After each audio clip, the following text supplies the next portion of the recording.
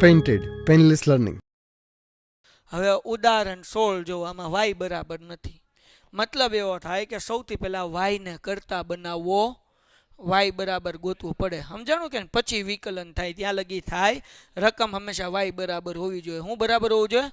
અહીંયા y બરાબર છે નહીં. તો કેવી રીતના કરશું ધ્યાન રાખો બેટા. તો અહીંયા આપણને રકમ આપી પહેલા લખી નાખું 2xy + 3x + y - 4 = 0. તો y સિવાય બધું આપણે આ બાજુ જવા દઈએ ધીરે ધીરે. તો હવે અહીંયા પહેલી વસ્તુ આ 4 માઇનસ છે, આ બાજુ આવે તો કેવો થઈ જાય? પ્લસ થઈ જાય. પછી આ 3x પ્લસ છે, આ બાજુ આવે તો -3x થઈ ગયો. હાલો ડન થઈ ગયું.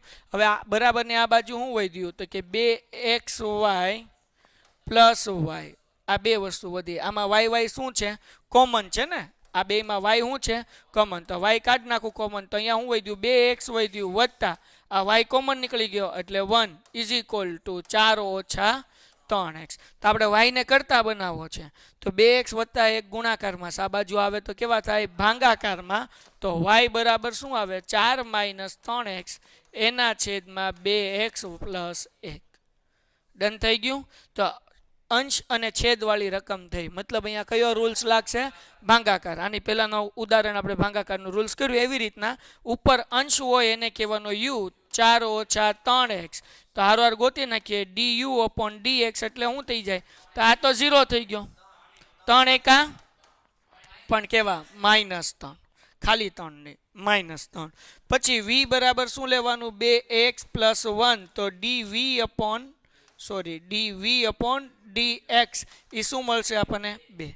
ડન થઈ ગયું. હવે આપણે સૂત્ર મૂકીએ એટલે દાખલો થઈ ગયો પૂરો. સૂત્ર શું છે ભાઈ? તો કે dy/dx બરાબર v થી શરૂઆત કરવાની, du/dx - u કૌંસમાં dv/dx એના છેદમાં v². ડન થઈ છે? હા કે ના? હવે જો અહીંયા ધ્યાન રાખો v કેટલા છે? 2x + 1. તો અહીંયા આપણે લખી નાખીએ 2x + 1 બરાબર du/dx નો જવાબ -3. હાલો ક્લિયર થઈ? -u શું છે ભાઈ? 4 - 3x અને dv/dx 2. હા કે ના? અંછેદમાં v² એટલે કોનો સ્ક્વેર કરશું આપણે? 2x + 1 એનો સ્ક્વેર. પણ હવે છેદના ચાળા કરવાના. ચાળા કોના કરવાના? અંશના.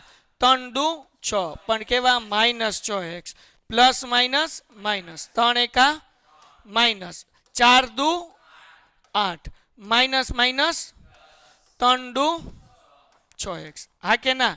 છેદના ચાળા કરવાના નહીં, એ એમને મૂકી દેવાનો. આપણે છેદ એમને મૂકી દઈએ ઠુમ.